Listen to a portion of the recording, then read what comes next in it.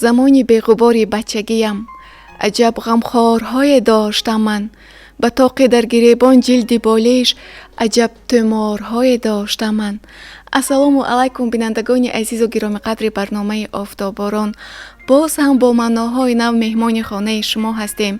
مهمان امروزه برنامه ما نامزد علمهای فیلولوژی، آموزگار مکتب اکسفورد شهر خوجند، علاجی معارف و علم جمهوری تاجیکستان، اسلام کریموف هستند. استاد خوش آمدید میگویم به برنامه آفتاباران. تشکر. میخواستیم در برنامه امروزه نیز یکی از دردانه های استاد لایق را که بخشیده به ارزش های ملی است شرح و تفسیر بفرمایید، زیرا استاد لایق در اشعار خود بسیار از موضوع وطن، تاجیکستان، بعد حمایه نمودن مرز و بوم خویش نهایت بسیار میراث علمی و ادبی خود را به نسل امروز گذاشتن. میخواستیم در این موضوع صحبت خود را تهیه کنیم. خوب اندیشه های خود را در این باره به بینندگان گرامی ما نقل میکردید. تشکر زیاد. درود به تماشابینان ارجمند. استاد لایق فرمودند که بر قصر حیات سنگ بنیادم من، یک کودکی خوشنام و جهانزادم من. تاریخ به پشتاره من سرباری، فرزند تمام آدمی زادم من. استاد لایق در مصرع آخرین نکته گذاری کردند که اصلا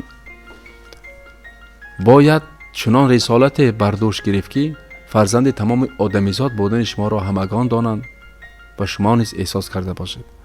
از این خاطر درد تمام آدمی زاد درد جامعه است و بخصوص در این روزهایی که ما شما قرار داریم و در دنیا ناآرامی است، بین دولت‌های ابرقدرت جنگ‌های سیاسی رفته ایستاده است و بابت همین گونه مسئله ها نیست، چون ما تاجیکان نیز جنگ شهروندی را نیز از سر گذرانده بودیم.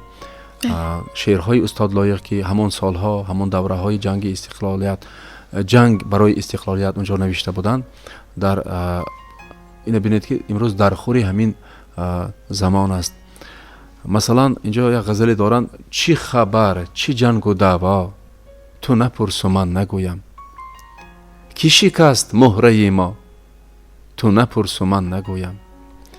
کی برید ریشه ما، کی بسوخت بیشه ما، کی ربود گنج ما را، تو نپرس و من نگویم. کی چی کرد با سمرقند، کی چونین نگونش افکند، کی چی کرد با بخارا، تو نپرس و من نگویم. زی 1000 ساله تاریخ، نه 1000 ساله تأخیر، تو نپرس جان بابا، تو نپرس و من نگویم. بینید در این غزل استاد لایق درباره همون لحظه های مدهیش که بر سر خلق ما آمده بود و اون جنگ برادرکش بود، که اونجا قهرمانی نیست در این گونه جنگ ها، چرا که همه فرزند یک ملت هستند. و هرچند سالی 97 این شعر نوشته شده است اما باری تاریخ را بر دوش دارد. اینجا استاد به تاریخ گذشته تاجیکان نیز هنوز در بیت های نوبتی باز دقیق تر اشاره میکنند. چی خبر، چی جنگ و دعوا، تو نپرس و من نگویم. کی شکست مهره ما، تو نپرس و من نگویم. یعنی که این جنگ ها به خاطر چی است؟ اگر انسان مهره شکسته باشد، اگر ملت مهره شکسته باشد، پس او کار ناشایم است. یعنی ما چیکار کرده ایستادیم؟ ما خودمان را از روی زمین بیرون کرده ایستادیم. پس بودن ما، رسالت ما از چی عبارت بود؟ چرا این طور می شود؟ کی برید ریشه ما، کی بسوخت بیشه ما، کی ربود گنج ما را، تو نپرس و من نگویم. هم درد امروز دارد چنان سالهای آغاز استقلالیت بود، هم درد کهن. مثلا کی برید ریشه ما، کی بسوخت بیشه ما. ببینید در این جنگ چقدر طلب و تاراج کردن تاجیکستان. وقتی که محترم پیشوای ملت به سروری آمدن، در خزینه دولت چیزی نبود. این بسیار دشوار است برای سروری مملکت، بسیار دشوار است، چرا که از خزینه همه کاربری آغاز می شود. برزم وی هنوز هم جامعه ناتنجی داشت تا سال 1998 هنوز هم در قسمت های گوناگون کیلومتر 9 دوشنبه و دیگر گروه بازی ها می رفتن. و همه آنها را من در 10 سال تا سال 2000 برطرف کردند و توانستند که چنین یک دولت زیبای صاحب اختیار را بنیاد نمایند که امروزها ما با شما حیات خرمانه داریم. بله. حیات زیبا داریم. من بینید چقدر آباد و زیبا گردیده سال از سال. دوشنبه را شناخته نمی شود. واقعا نفرانی هستند که یک عائله را آرام کرده نمی توانند، لیکن اساسگزار صلح و وحدت ملی پیشوای ملت محترم جناب عالی یک وطن ما را در آرام با صلح و آرامی نگاه داشته ایستادند. بله، از اولین قدمشان گفته بودند که من به شما صلح میارم و این هم شد و این به بخت ما. به هر لحظه تاکید میکنند که شکرانه کنید مردم، شکرانه کنید. این بیشتر به آنهای تعلق دارد که شکرگزاری کردن نمیخواهند، در سرشتشان گویا نباشد. از این خاطر ما باید در این زمان شکرانه کنیم، چرا که در فضای آرامی زندگی داریم. ببینید مردم دیگر دولت ها چگونه. و اینجا باید گفت که کی چی کرد با سمرقند کی چنین نگو نشفکند، کی چی کرد با بخارا تو نپرس من نگویم.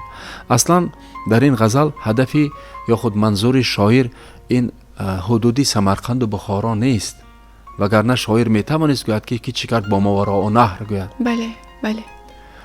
چرا که ما بسیار هم حدودی کلان داشتیم، این آسیا میانه قزاقستان و این طرف، این از قسمت شمال ایران و افغانستان و این طرف تا ارمنستان و اون طرف حدودی کلان داشتیم، چی در دوره ساسانیان چی در دوره اسماعیل سامانی. حدودی ماوراء النهر خراسان بسیار حدودی محل زیستی تاجیکان خیلی و خیلی وسعت داشت. اگر هدف این می بود پس می گفت ماوراء النهر که چیکار کردیم، لیکن هدف منظور شاعر اینجا دیگر چیز است. چون سمرقند و بخارا از قدیم مرکز علم و معرفت بوده است، از این خاطر اینجا رجوع به همین میرد که چی کردیم، برای چی سرنگون شد این دولت ها، چی کار کردیم ما، این سمرقند چی کار کردیم، بخارا چی کار کردیم. یعنی جایی که زادگاه شاعران، عالمان و عارفان بود چی شد، چی هم شد. با تاریخ اگر کمی نظر کنیم، اونایی که مغول های و ترک نژاد ها آمدن، اونها تا توانستن بزرگان ما را کشتند یا اونها در گریز شدند، به هندوستان قسمت رفت، به پاکستان رفت، به عربستان رفتند و کجای موافق آمد رفتند. حتی مولانا رومی به ترکیه رفتند، اونجا در خونی اقامت کردند. بعد برای همین تبادلات و تظاهرات هایی که در خود این یا آن دولت رخ میدهد، یکم تاثیر خویش را به اهل علم و ادب میرساند. بله. زی 1000 ساله تاریخ، نه 1000 ساله تاریخ، تو نپرس جانی بابا، تو نپرس من نگویم. اینجا اشاره به 1000 ساله تاریخ رود، دوره رشد و نموی دولت اسماعیل سامانی که همگی 100 سال بود و بعد از آن که به دست ترک نژادان گذشت و از همون دوره‌ای که اونجا قراخانی ها آمدند، اکنون دولت به دولتداری تنزل رفت. هرچند موردهایی بودند که اونجا با می پروریدند بعضن ادیبان، لیکن اساساً عاقبمانی تاجیکان سر شد. اون دوره رشد یا خود دوره طلایی نامیده میشد، از نام بزرگان هم همین خیلی دوره طلایی گفتند. بعد از 500 سال این دوره طلایی ما بعد در اروپا دوره احیا شده است، رشد و نما شده است، چرا که همه کتاب های ترجمه میکردن، دیگر گرفته بسیار استفاده کرده بودن. و واقعا استاد لایق نه فقط با درد ملت خیش، با از درد اجدادان گذشته خیش هم گفته اند. یعنی که همه وقت مثلا شعری که قرائت میکنیم از اشعار استاد لایق، درد ملت رو درد خیش میحسابند. یعنی که در این غزل گفتم ممکن است که درد اجدادان خیش رو نیز گفتند. البته آخر 1000 ساله ما به تأخیر افتادیم، یعنی ما دور ماندیم، ما دیر هم شد برای انکشاف ما. گفتن مهم آن است که ما را شکستن، آنها توانستن خلقهای ترک نژاد ما را شکسته باشند. از این خاطر ما بزرگای گم کردیم و ما از دست دادیم، ملک ما از دست دادیم، از ما همه چیز را گرفتن ترک نژادان. از زبان هم استفاده میبرند، از زبان هم استفاده میبرند، از حسنمان استفاده بردند، از خونمان استفاده بردند که ما اجداد ما همه بزرگ تباران بودند، خون ما استفاده بردند، از موسیقی ها ما استفاده بردند، از آثار و تالیفات ما استفاده بردند аз бас ки дар сиришти онҳо ягон маърифате дида намешуд. онҳо қавми туркнижодро ҳама сарлашкар меҳисобад аз қадим. аммо ку олими турк дар қадим, ку адиби турк дар қадим? агар ба туркия равед унҷо бигӯянд ки мо мавлави румӣ дорем. ҳа хуб, лекин он кас ҳарфе ҳам ба туркӣ нагуфтанд. масалан барои ҳамин инҷо бояд гуфт ки дар ҳақиқат лаҳзаҳои бисёр душворро халқи тоҷик аз сар гузарондааст ва дар байти навбатӣ мегӯяд: ки маро чунин пароканд, ки туро ба хун биёганд, зи худост ё худи мо, ту напурс, ман нагӯям. яъне шоир сабабҳои ҳамин гуна ҷангу низоъҳои дохилии мою ин қадар бесару сомониҳоро сабабҳояшро ҷустуҷӯ кардан мехоҳад. аз кист гуфта? албатта аз худо нест, зеро ки аз худо фақат некӣ меояд, аз унҷо нури некӣ мебиёяд ва худованд ки бандаашро дӯст медорад ва ҳамеша кӯшиш мекунад ки бандааш ҳаёти хуррамона дошта бошад, аммо зокир бошад. дигар ин ки хабаре зи асли худ не, сафаре ба васли худ не, ману ту ҳаем оё. яъне хабаре зи асли худ не, ин боз ҳам мегӯянд ки миллати мо бояд аз таърих хуб огаҳӣ дошта бошад. бинед, ин маъниро имрӯзҳо муҳтарам пешвои миллат амалӣ карданд. мана бинед, хонаи ҳар як сокини тоҷикистонӣ ба яктагӣ китоби нави тоҷикони бобоҷон ғафуровро, аллома бобоҷон ғафуровро ҳадия карданд ки эй мардум, аз таърихи худ бохабар бошед.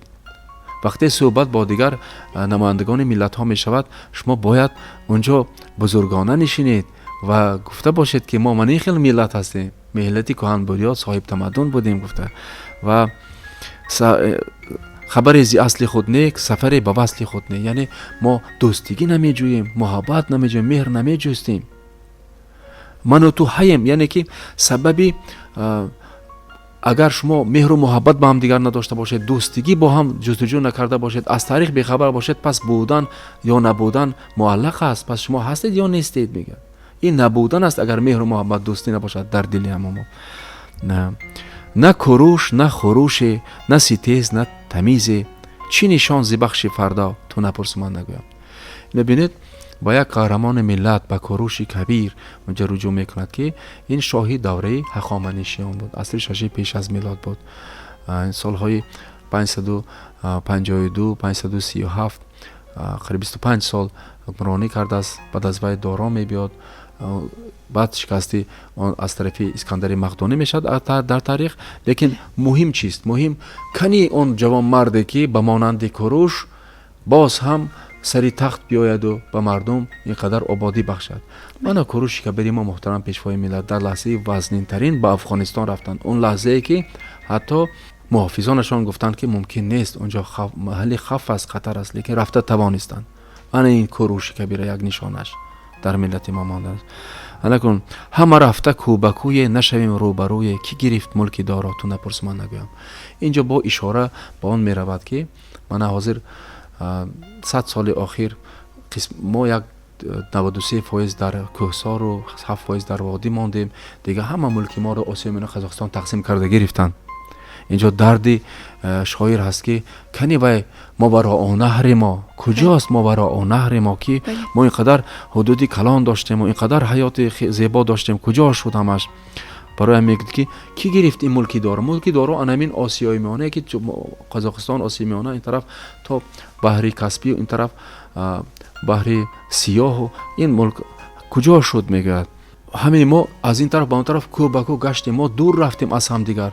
мо кани якдигарро ҷустуҷӯ намекунем? тоҷикони ҳамтаборои хишро ҷустуҷӯ намекунем? чаро ҳамин тавр аст? мегӯяд раҳи куфру дин чӣ ҷӯӣ, ту зи нафси неку он гӯй, ки бувад калашниково, ту напурсу, ман нагӯям.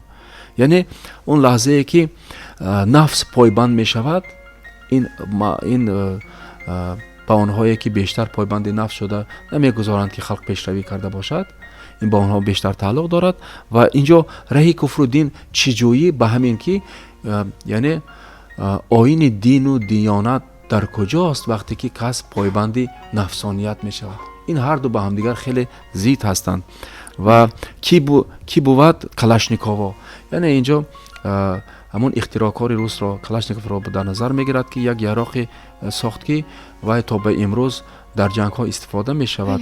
لیکن باز نفرهایی هستند در همین زیر نامی همین کلاشنیکوف که اونها یراقی قتل عام می سازند. لیکن باز هم استاد لایق تاکید کردن میخواند که چرا ما یراق اختراع کنیم که اون محو انسانیت بود. خودی کلاشنیکوف هم در مکتب حربی میگویند که ружье Калашникова предназначен для уничтожения живой силы противника. О противник шумо, рақиби шумо боз кист? Бо мардум аст, инсон аст пеш аз ҳама. Мо чаро чизе ихтироъ кунем ки дигареро маҳв кунем? на ба ҷои он ки агар шароит надошта бошад вая хӯронем, либос надошта бошад либос диҳем, бо вай муҳаббат кунем, дӯстигӣ кунем ки ин замин барои ҳама мерасад. ин қадар нотавон бино кӯшиш мекунанд ки бо ҳар роҳҳо ин эпидемия ташкил кунанду ин гуҷое бо гуҷое низо ташкил кунанду ҳама мехоҳанд ки унҷо бадбахтӣ шавад бар сари мардум, нодориҳо шавад. дар охир устод лоиқ мегӯянд ки нарасида бар худимон нарасем бар худомон чӣ касем дар ду дунё ту напурсу ман нагӯям.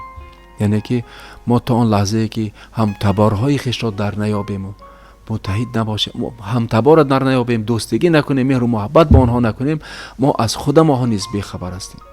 یعنی هر کس باید خودش را شناسد. بله. تو اون لحظه که خودش را شناسد بعد میتواند رسالت زیبا داشته باشد.